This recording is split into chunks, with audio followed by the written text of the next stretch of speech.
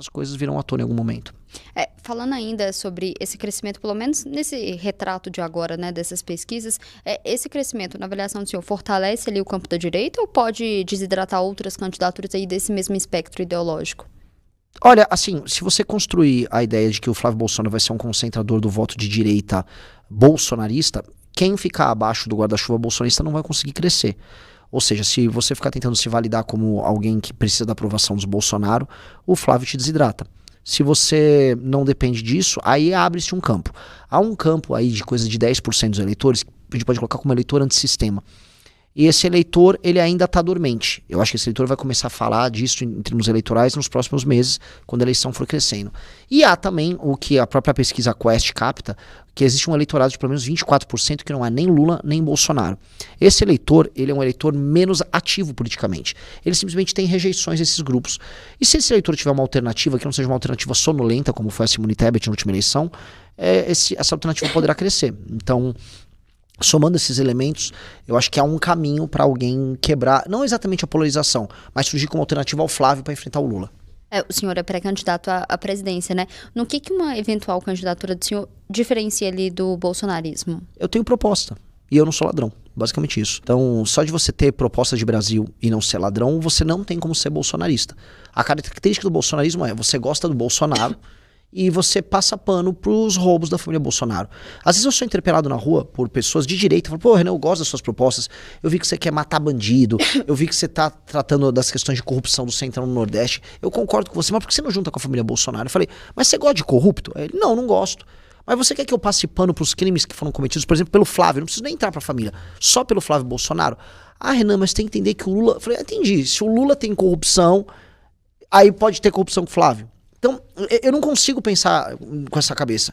E talvez eu devesse. A real é o seguinte, eu tô aqui em Minas, eu tô aqui na terra do Cleitinho e do Nicolas. Aqui é o seguinte, qual todo o sistema de estímulo? Você fica muito grande, muito famoso, só fechando o olho pro crime do cara do teu bloco, que aí você ganha os votos ali. E talvez eu devesse fazer isso, eu devesse falar, não, tá tudo bem fazer uma rachadinha, tá tudo bem tentar roubar uma casa que tinha numa ilha de um jogador de futebol, o Richarlison, como o Flávio tava fazendo com o Willer Tomás, o advogado dele.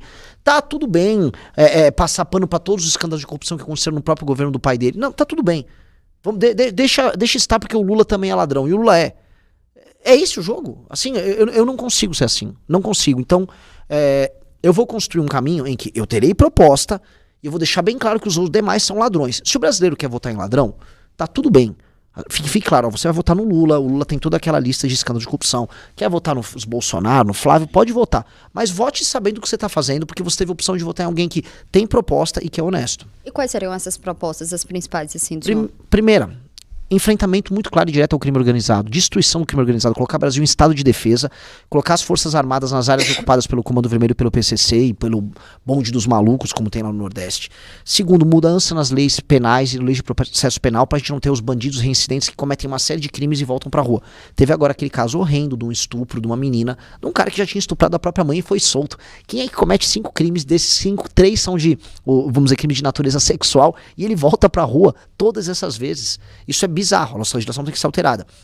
Do ponto de vista econômico, uma reforma fiscal gigantesca, que acabe com a crise fiscal que está vindo. Essa é a razão, inclusive, pelo qual o Haddad aumenta imposto, porque não dá para suprir as contas públicas que estão basicamente malucas hoje. Com isso, abre espaço fiscal para investimento e aí a gente vai investir basicamente em infraestrutura, energia, para ter estrada por todo o Brasil, ferrovia por todo o Brasil, porto por todo o Brasil e energia mais barata para todo mundo. Com base nisso, a gente tem condições de crescer e produzir e diminuir os juros. E com tudo isso a gente consegue crescer economicamente. Com segurança e crescendo economicamente, o Brasil já vira um oásis. A situação brasileira perante o mundo melhora bastante. E aí a gente começa a resolver, para mim, o terceiro problema, que são as desigualdades regionais e as cidades que não funcionam, que são controladas pelo Centrão e que as pessoas vivem de Bolsa Família. Se resolver esses problemas, nós temos propostas grandes e pequenas. A gente entra no detalhe em cada uma e entra no detalhe no geral. Mas com essa política de reforma fiscal, reforma administrativa nos municípios e enfrentamento ao crime organizado, o Brasil se torna em 2 anos, não é muito tempo, em 2 anos um país sério. Aí a gente pode entrar nas coisas mais profundas. Pô, como é que a gente desfaveliza o Brasil? Como em 10 anos a gente acaba com todas as favelas, as pessoas morarem em bairros decentes? Porque nenhum país sério tem favela. Não dá pra viver num lugar que tenha favela. Isso é inaceitável e a gente aceita. Como viver num país em que as regiões elas não são tão diferentes umas das outras em termos de desenvolvimento? Como fazer a economia complexa chegar, por exemplo, no Amazonas, para não ter aquela zona franca de Manaus que custa mais de 50 bi por ano pra gente? Tudo isso tem solução. E a gente precisa aplicar essas soluções. O senhor falou um pouco das propostas, né? A gente tem aí nomes conhecidos nacionalmente, né, que estão nessa disputa presidencial. Como que o senhor pretende manter a candidatura do senhor competitiva, né? Nesse cenário, com outros nomes? Ficando conhecido. Rodando o Brasil e ficando conhecido.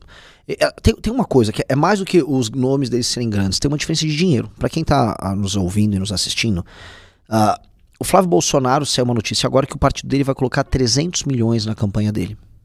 O Lula vai ser pelo menos 400 milhões. Isso fora o que é por fora, né? Quando a gente começa a olhar, eu não tenho nem 300 mil para fazer campanha.